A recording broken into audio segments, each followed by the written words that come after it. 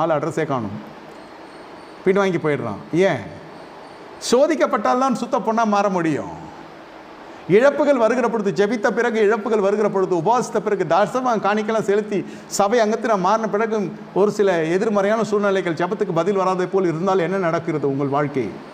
அதை பொறுத்து தான் இருக்கிறது ஆவிக்குரிய ஜீவியம். சுத்த பொண்ணாக இல்லை, இன்னும் நான் மண்ணாக தான் இருக்கிறேன்.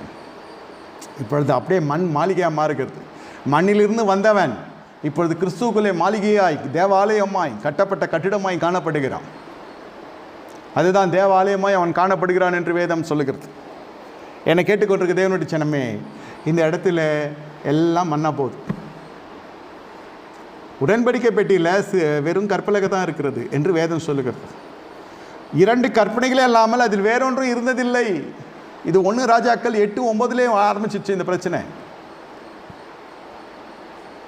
தலைமை எப்படி